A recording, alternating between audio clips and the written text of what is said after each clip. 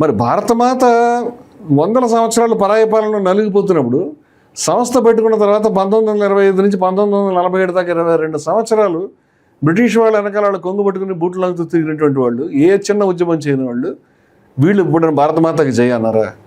వీళ్ళ యొక్క పాటలు ఇప్పుడు కూడా హిందూ రాష్ట్రం అనే పేరు తప్పితే వీళ్ళకి నిజమైనటువంటి భారతమాత పైన శ్రద్ధ ఉందా? భారతమాతకు సంబంధించిన స్వాతంత్రోద్యమంలో పాల్గొన్నారా?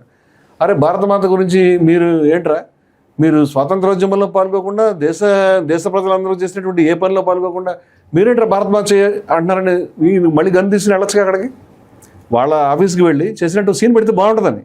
ఇవన్నీ మానేసి వాళ్ళ ఇమేజ్కి సరిపడినట్టు భారతమాతకి చేయంటే ముస్లిమ్స్ అబ్జెక్ట్ చేస్తారు అనేది ఎక్కడ ఉంది ఆయనకి. డైరెక్ట్గా ముస్లిం బొమ్మ పెడితే బాగుంటుందని కొంచెం ఆగాడు. కానీ ముస్లిమ్స్ని ఈ విధంగా అంటే భారతమాతకి చేయని వాళ్ళు అపోజ్ చేస్తారు. వాళ్ళకి చేయాల్సిందంటే వాళ్ళని ఈ గన్ను పెట్టి పేల్చాల్సిందే. ఈయన యొక్క కోట్లాది మంది అభిమానులు ఉన్మాదులు, దాంట్లో 1 కోటి మంది చూస్తే నా అనుమానం 1000 మంది మహా ఉన్మాదులు అవుతారండి. వాళ్ళు ముస్లిమ్స్నో లేకపోతే దీన్ని కాదనే వాళ్ళనో లేకపోతే మీరంటున్నారంటే ప్రశ్నిస్తే వీళ్ళు కొట్టచ్చునో లేకపోతే ఇంకోటి ఏం అభ్యంతరం లేదు. వాళ్ళకి మైండ్లో ఆ విషయం రాలేదని మనం అనుకోవాల్సిన అవసరం లేదు.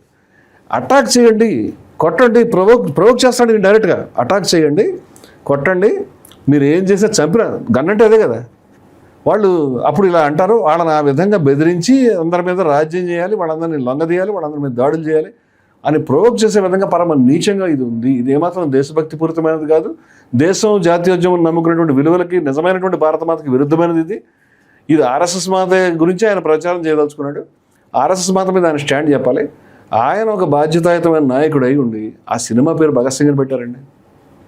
భగత్ సింగ్ యొక్క హిందుస్థాన్ సోషలిస్ట్ రిపబ్లిక్ ఆర్మీలో భగత్ సింగ్ సిక్కు, అశోకుల్లా ఖాన్ ముస్లిం, రామ్ ప్రసాద్ బిస్మిల్ హిందూ. ఏమైనా తెలుసా ఈ పవన్ కళ్యాణ్కి? అందరూ కలిసి పనిచేశారు. దేని గురించి పనిచేశారు? ఈ హిందూ రాష్ట్రం గురించిను లేకపోతే ఈ ఆర్ఎస్ఎస్ మాత గురించి పనిచేశారా? భగత్ సింగ్ ఎప్పుడన్నా ఈ రకమైన భగవద్ధ్వజం ఉన్నటువంటి ఆర్ఎస్ మాతకు దండాలు పెట్టాడా? హిందువులు మాత్రమే ఉండే హిందూ రాజ్యం కావాలని ఆయన కోరుకున్నాడా? ఎంత నీచాన్ని దిగబడి ఈయన చెప్తున్నాడు. మీరు ఇందాక పాత బస్తీకి సంబంధించి ఎగ్జాక్ట్లీ అండి, పాత బస్తీలో పెద్ద పెద్ద బొట్లు పెట్టుకొని మార్వాడీలు వందల సంవత్సరాల నుండి, వాళ్ళు కొన్ని దశాబ్దాల నుండి పాత బస్తీలో పెద్ద పెద్ద బొట్లు పెట్టుకొని వ్యాపారాలు చేసుకుంటారు. సాధారణ హిందువులు ఉంటారు. ఆ బోనాలు చాలా గట్టిగా జరుగుతాయి, పాత బస్తీలో చాలా ఘనంగా జరుగుతాయి బోనాలు. రాష్ట్రం అంతా ఒక రకంగా అంటే రాష్ట్రంగా జరుగుతుంది. ముస్లిం అంటేనే టెర్రరిస్టు, మదర్సా అంటే టెర్రరిస్టులను ఉత్పత్తి చేసే కేంద్రం. కొత్తగా రోహింగ్యాలపై సభలు పెట్టారు. రోహింగ్యా అంటే పాపం పొట్ట చేత పట్టుకుని ప్రాణం నిలబెట్టుకోవడానికి అక్కడ మతోన్మాద దాడులు జరిగితే దిక్కు లేక ఈ దేశంలోకి లోపలికి వచ్చినటువంటి వాళ్ళు రోహింగ్యాస్. వాళ్ళని వస్తుంటే కాపలా కాసి ఆపుకోవాల్సిందో, వాళ్ళని ఎక్కడ శరణార్థి శిబిరంలో ఉంచుకోవాల్సిందో, ఏం చేసుకోవాలి. కేంద్ర ప్రభుత్వం 10-12 సంవత్సరాలు వారి ప్రభుత్వం ఉంది. ఇప్పుడు వాళ్ళు ఇక్కడికి వచ్చారంటే సభలు పెట్టారు వీళ్ళంతా కూడా. ఇప్పుడు రోహింగ్యా అంటే సామాన్య మనుషులకు తెలియదండి. రోహింగ్యా అనేది ఒక జాతి పేరు, అది బర్మాలో ఉన్నటువంటి ఒక తెగ పేరు, అది టెర్రరిస్టు పేరు కాదు. అది రోహింగ్యాలను తరిమి కొట్టండి, రోహింగ్యాలను చేయండి అని రోహింగ్యా అనే మాట దానికి అదే తిట్టయినట్టు. రోహింగ్యాలను ఎవరు రప్పించారు? రోహింగ్యాలు వస్తుంటే ఎవరు చూస్తూ ఉన్నారు? రోహింగ్యాలు ఏమైనా తప్పు చేస్తుంటే వాళ్ళ మీద మీరు చర్యలు తీసుకోకుండా ఎవడాపడి మిమ్మల్ని దానికి ఏమైనా ఊరేగింపులు తీశారా? అంటే ఇదంతా Muslim is equal to Rohingya is equal to terrorist is equal to మరి ఏదో ఒసామా బిన్ లాడెన్. ఇదంతా వాళ్ళ మైండ్లో ఎక్కించే ప్రయత్నం చేస్తున్నారు. అంటే అన్ని ఇమేజ్ని ముద్దగా కలిపేసి ప్రతి ముస్లింని అనుమానించాలి. ఇప్పుడు వాళ్ళు ముస్లిమ్స్ పాత బస్తీలో ఎక్కువ ఉన్నారు, అందరికీ తెలిసిన విషయం అది.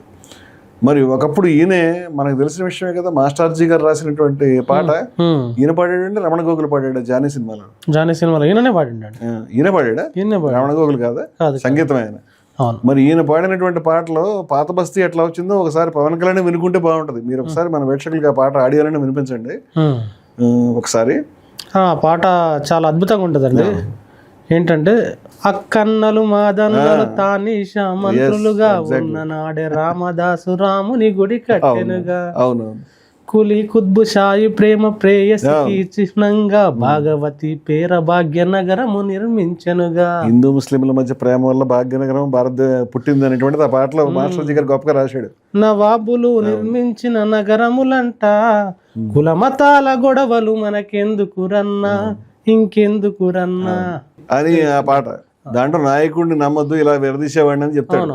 అంటే పవన్ కళ్యాణ్ నమ్మొద్దు అని పవన్ కళ్యాణ్ పాడిన పాట ఆయన చెవిలో ఒకసారి పెట్టుకుంటే మరి ఆ రోబోకి ఇప్పుడు పాత పాటలు పాత భావాలు గుర్తునే లేదు మనకు తెలియదు.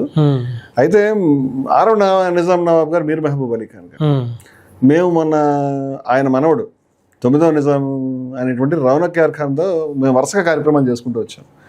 జనవరి నెలలో మేము సంక్రాంతి చేసాం. మరి రౌనక్ యార్ ఖాన్ గారు స్వయంగా హారతులు ఇచ్చారు, పూజలు చేశారు, బొట్లు పెట్టుకున్నారు. మార్చి నెలలోనే 2 కార్యక్రమాలు చేశాం వారితో. హోలీ ఒకటి చేసినట్టున్నారు. హోలీ అసలు ఆయన నాకు రంగు పూసాడు, నేను ఆయన రంగు పూసాను. 100 మంది ముస్లిమ్స్ బుర్కా వేసుకుని ఆడవాళ్ళు, బుర్కా లేనటువంటి ఆడవాళ్ళు, అలాగే హిందువులు ఒకళ్ళమే ఒకళ్ళు రంగులు జరుపుకుంటూ నృత్యాలు చేసుకుంటూ సంతోషంగా ఉన్నాం. అలాగే ఇఫ్తార్ విందులో కూడా ముస్లింలు, హిందువులు, క్రిస్టియన్లు అందరూ వచ్చారండి. అంతా కూడా సంతోషంగా జరుపుకున్నాం. ఇదంతా ఓల్డ్ సిటీ టచ్ ఉన్నటువంటి, ఇప్పుడు జూబ్లీహిల్స్లో జరిగింది కానీ ఓల్డ్ సిటీ నుంచి చాలా మంది వచ్చారు.